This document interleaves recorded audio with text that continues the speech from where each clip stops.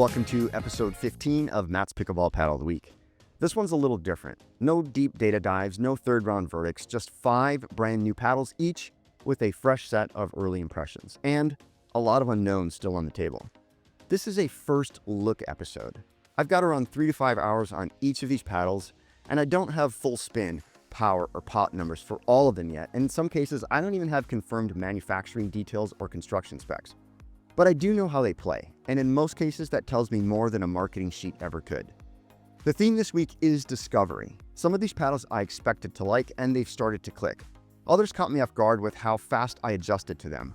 Across the board, they're prototypes, new releases, or quiet entries you probably haven't seen much of yet. We're going to talk through the Element 6 Surtr, the Gearbox GX2 Power, Selkirk's new SLK ERA Power, and both Avoura's Revaya and Rivelle models. 5 very different builds. Some Gen 3, some Gen 1, but each one had at least one moment this week where it made me pause midpoint and think, this could be something. Will one of them earn the Paddle of the Week? Well, stick around and find out.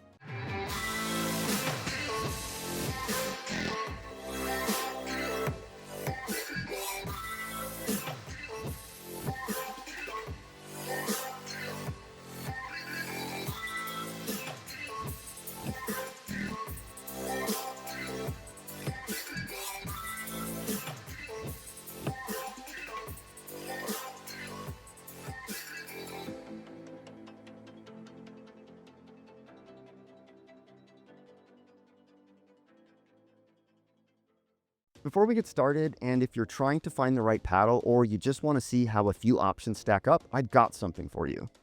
Every single week I get comments asking the same thing. How does this paddle compare to that one in terms of power, or spin, or feel? So I built a tool for that. Go to mattspickleball.com, click on Paddle Finder, and then click on Compare Paddles, and you'll see a full paddle comparison tool. You can stack paddles side by side and see how everything from swing weight and spin RPM to subjective feel and balance stacks up. It's clean, it's easy to use, and it's all grounded in the same testing I use for these reviews. There are now over 269 paddles in the database, with more added every week. So if you're doing research or just curious what else is out there, that's a good place to start. Also, if you'd rather listen to these episodes instead of watch them, Matt's Pickleball Podcast is live. Every Paddle of the Week episode is streaming on Spotify, Apple, and all the usual places. Just search Matt's Pickleball and you'll find it. And finally, a big thanks to Bodhi Pickleball for sponsoring Paddle of the Week. I've been using their dry grips, over grips, tungsten, towels, and much more for a while now, and I truly enjoy their products. The grips stay grippy even when your hands sweat without getting gummy or chalky. They have a ton of accessories to dial in your setup. Head to bodhipickleball.com and use code MPB at checkout to save 15%. Now let's talk paddles, and let's start with the Revaya and Rivelle from Avoura Pickleball. These are traditionally constructed Gen 1 paddles, 13mm polypropylene honeycomb cores, raw Tour AT700 carbon faces, and cold layered construction. There's no thermoforming here, no edge injected foam, no cap sealing, just a simple, clean build designed to prioritize feedback, balance, and reliability. The Revaya is Avoura's elongated model, measuring 16.375 inches long by 7.5 inches wide, with a swing weight of 113.85 and a twist weight of 5.85. It came in at 8.29 ounces stock, and it plays with a bit more plow through and drive stability than the hybrid. It feels solid on contact, and the extra length gives you reach at the net without making the paddle feel too head heavy. If your game relies on driving through the ball with intent, this one lets you lean in and generate pressure without needing to muscle it. The Rivelle is the hybrid model, measuring 16.125 inches long by 7.75 inches wide, with a swing weight of 109.9 and a twist weight of 6.25. The static weight is 7.98 ounces. This one feels a bit more maneuverable and slightly more forgiving, quicker in transition, and a touch easier to control in fast hand battles. If you're someone who values reload spin or tends to play up close, the Rivelle might be the better choice. I played both paddles stock for a few sessions, then I added 10 to 12 grams of tungsten to bring out more pop and mid-court depth. That added weight made a noticeable difference, especially in the Revaya. Stability went up, contact felt firmer, and neither paddle ever tipped into feeling sluggish. They just felt more complete. Now let's talk about the surface material. Avoura is using a textured peel-ply carbon surface that feels very similar to what you'd find on a modern paddle tech. It's not sandpaper gritty, but it's got enough bite to shape the ball. And I haven't clocked official spin numbers yet, but I'd estimate these paddles to land between 2100 to 2200 RPM. Not elite, but more than workable with solid mechanics. Feel-wise is where these really shine. From the first session, both paddles felt natural in hand. Swing paths were smooth, contact felt intuitive, and there was zero arm fatigue, even after long drilling sessions or long days on the court. These are among the most comfortable paddles I've played. And part of that comfort comes from the design. Avoura isn't chasing hype or gimmicks here. These paddles are visually understated, minimal graphics, no edge-to-edge patterns, just clean, simple branding. But that silhouette does more than look nice. That slightly rounded shape actually plays into the paddle's swing arc. It softens the transitions, reduces some tip wobble, and makes it easier to stay stable under pressure. Price hasn't officially been confirmed yet, but they're expected to retail for $199 direct to consumer with a soft launch on June 25th and full availability in July. Use code MPB to save at checkout. Final take, these feel great, swing well, and respond clean off the face. If you want a Gen 1 paddle that actually feels premium, Avoura has something worth paying attention to. Next up is the GX2 Power Integra from Gearbox. And I also have the other GX2 Power models, but we're going to talk about the Integra today. If you've played the GX2 line, you already know it's a dense, muted, plush, stable paddle with a composed feel and a clean swing path. The Power Integra builds on that foundation, but dials up the output and sound. It's firmer, quicker off the face, and hits with noticeably more pressure. Think of it as an evolution, more power, more presence, but still very much a GX2 in the way it handles and responds. This paddle uses the same SST 2.0 carbon-ribbed core structure Gearbox is known for, but it's been tuned for more output. It's not honeycomb, it's not full foam, it's Gearbox's own internal build. Carbon ribs with edge foam around the perimeter to boost both power and torsional stability. The shape is hybrid with a slightly extended handle and a thinner grip, very much in line with the GX2 form factor. What caught me off guard is how light it swings, especially compared to the standard GX2 lineup. It's faster through the air, easier to maneuver in hands battles, and plays more responsive overall. I didn't have to adjust my timing, it just worked right away. Then again, I very much enjoyed playing the OG GX2s.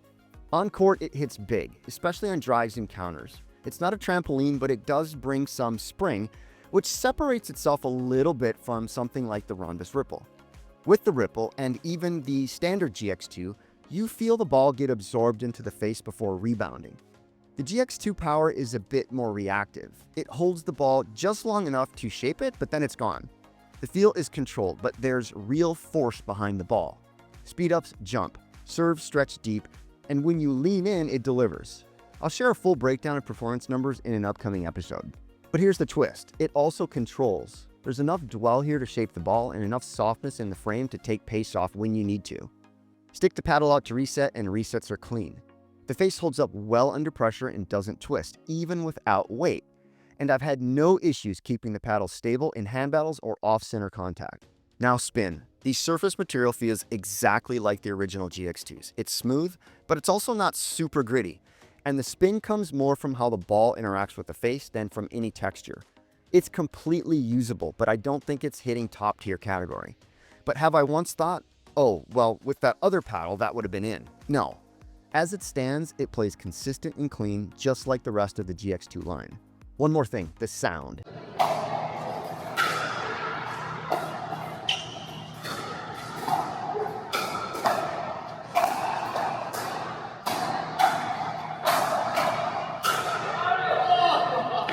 This paddle has a louder, more present presence than the standard GX2.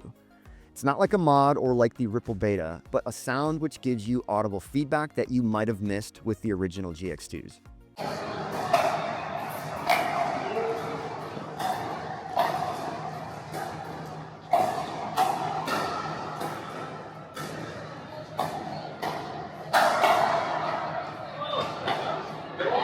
I have experimented with weight on this paddle to the tune of 10 to 12 grams of tungsten. I've taken it on and off, and it comes alive with weight. It gave me more depth on drives, more punch at the kitchen, and still kept the swing path clean. The base feel was already strong, but with tuning, it became one of the most complete paddles I've played all week. If you like the GX2 series but wanted more firepower or more sound or more paddle feedback, this is the GX2 version you've been waiting for. They're expected to launch sometime in July, and when they do, you can use my code MPB to save 10% at checkout. Let me know if you have any questions in the comments. Next up is the SLK ERA Power Elongated from Selkirk.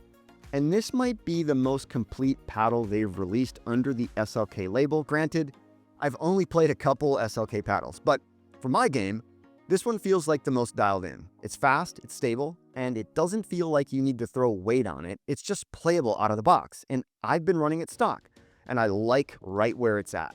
This is a Gen 3 style build, 16mm core, thermoformed with foam injected edges and a carbon, fiberglass, carbon layup, CFC. The surface uses a coarse peel-ply texture, and the shape is standard elongated, 16.5 inches long by 7.5 inches wide. I'm going to keep that in there. With a 6-inch handle and a 4.25-inch grip circumference. The static weight on my unit came in at 8.17 ounces with a swing weight of 119.2 and a twist weight of 6.4. That puts it in a very playable range for a power-oriented frame. It moves clean, doesn't drag, and feels stable across the face. Surf speed clocked in at 55.2 miles per hour, around the 45th percentile, with punch volleys hitting 36.1 miles per hour, just a tick below average. Spin came in at 2,155 RPM, which lands in the 36th percentile. It's not a spin monster, but if you have decent technique, it's more than enough to shape the ball. You're not getting top-tier bite here, but there is consistency. Where this paddle really stands out is in the feel. It's firm but not stiff. The ball comes off the face with clarity, but there's just enough give to stay controlled on drops and resets. I'd put it right in the middle, not plush, not stiff, just balanced and predictable. Also, there's no vibration. Forgiveness is also a strong point. The sweet spot holds up even when you miss a little bit. That combined with the foam perimeter and the composite edge inserts gives the paddle a lot more forgiveness than you'd expect from a build in this power range. Power-wise, it doesn't swing like a tank. The firepower score came in at 43, which tells you it's a step down from something like the Franklin C45, Holbrook Armors, or the Yola Pro 4s. But that's not a knock. Think of it like a feature. It's a more controlling all-court paddle. I can't say this is a power paddle just given that power is in the name, but it's got more than enough offensive capabilities. You can swing hard without losing form, and the paddle doesn't overpower or shoot long. The finesse game is there with this paddle, which I would attribute to the paddle's non-linear power profile. What you swing is what you get out. One note, after a few hours of drilling, I started to hear a faint glue rattle inside the paddle. It hasn't affected performance, and it's not uncommon in thermoformed builds. Usually it's just loose adhesive, like a bead of glue or trimmed core fragment that came loose inside the paddle. It kind of sounds like a maraca. You probably can't hear that, but take my word for it. I'll keep an eye on it, but right now there are no issues with playability. It's just you hear a little shaking every time you swing the paddle. Compared to other paddles in this category that have recently launched, it's more forgiving than the Yola Pro 4 Perseus or Hyperion. It's not as crisp or powerful as the Holbrook Arma T, and it does not hit as hard as the Franklin C45s, but it is easier to control straight out of the wrapper, especially because I think the C45s need weight to be playable, versus the ERA Power is playable in stock form. If you're an intermediate plus player looking for a Gen 3 paddle that lets you play aggressively without punishing your mistakes, this one is worth a look. It's not going to bail you out of a jam, but it's not going to amplify your mistakes either. The swing path feels clean, the contact is reliable, and the control to power ratio feels well thought out. The retail launch is set for June 24th, and I don't know what the price is going to be, but once it's live, you can use code INF-MPB to help support this channel and get a kickback from Selkirk. Final take, the SLK ERA Power is one of the easiest all-court paddles I've tested to trust on contact, and I think Selkirk nailed the balance. Let me know if you have any questions on this in the comments. let's talk about the Surtr from Element 6 Pickleball. Now, I believe that's how you pronounce this, Surtr, but I'm sure somebody will correct me if I'm wrong. And to be clear, this is a preliminary look. The paddle I got was used since availability has been extremely limited. This is a Gen 3.5 paddle assembled in Tennessee, and it plays like something that's gone through several iterations, even though it's only the third Element 6 model I've tested. This is a hybrid-shaped paddle at 16.25 inches long by 7.75 inches wide with a 5.5-inch handle and a 4.25-inch grip circumference. The core is 16 millimeters, built with vertical EVA foam channels reinforced by carbon fiber stringers. I haven't x-rayed this paddle yet, but John has, and I'll share that on the screen now. Around the perimeter, it's wrapped with edge-injected foam for added pop and stability. Build quality is tight, no vibration, no hollow feedback, just a clean, solid sound. And the sweet spot is one of the most forgiving I've tested in any category.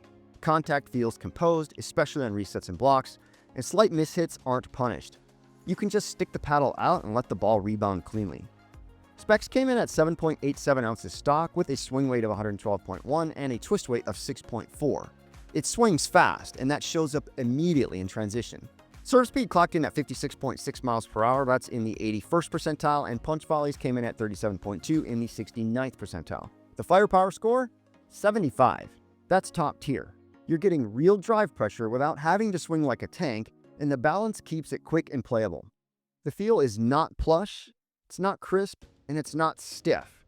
You get clean feedback off the face, and there's enough give to manage tempo when things slow down.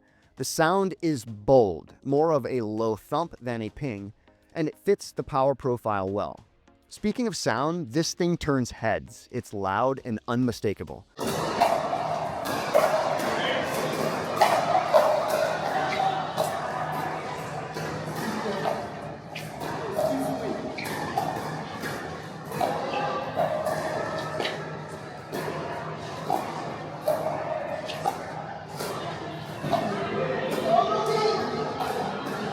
It's not shrill or harsh, but it's got that Gen 3 type thud that cuts through the court. It's louder and deeper than I remember the Ripple Beta or Mod TA. It's hollow, heavy, and when you catch the sweet spot, it announces itself. Now spin. The surface is smooth, not textured. It feels nearly identical to the Gearbox Power Ultimate when you run your fingers across the surface. It has that same slick, uniform finish that leans on core interaction more than surface grit. Spin landed at 2,165 RPM, which is around the 37th percentile. If your mechanics are solid, it's totally workable. But if you rely on surface friction to do the job for you, the paddle isn't going to give you much help. Design-wise, it's about as plain as it gets. Matte black face, vertical text, basic font, nothing pops, no texture, no contrast, no branding presence. It looks more like a prototype than a finished retail product. And honestly, that's a missed opportunity, because if the visual design matched how this thing actually performs, it'd be a lot harder to keep on the shelves. The retail price is expected to land around $200, but with code MPB right now, you can pre-order it for $150. It's direct to consumer only, and availability will be limited. Final take, the Surtr swings fast, hits hard, and stays stable. It's well built, forgiving, and one of the few Gen 3.5 power paddles I've tested that feels this dialed without needing to add any weight. But I added some anyway. All right, that wraps up episode 15. But wait, no paddle of the week? Yeah, no paddle of the week this time. Not because any of these paddles were bad or disappointing, but because nothing clearly separated itself the way that the Hammer Sledge or J2NF from Honolulu Pickleball did last week. This week was about early impressions, unreleased models, limited drops, and builds I'm still getting to know. If you've got questions about how any of these compared to what you're using, or you're just curious how they might fit your game, drop a comment. I read every one, and your questions genuinely help shape what I test and talk about next. If this was helpful, hit like, subscribe to the channel, and check out the paddle finder at mattspickleball.com. You can now compare paddles side by side, spin, swing weight, feel, the whole picture, and all in one place. I had to get that one more plug-in. And next week, I will be in Kansas City, so if you're local and you want to hit, let me know. I'll be hanging out a lot at Chicken and Pickle. I'm also going to try to film Paddle of the Week on the road, so please bear with me if the setup is a little scrappier than usual. Thanks for watching, guys. I'll see you next week.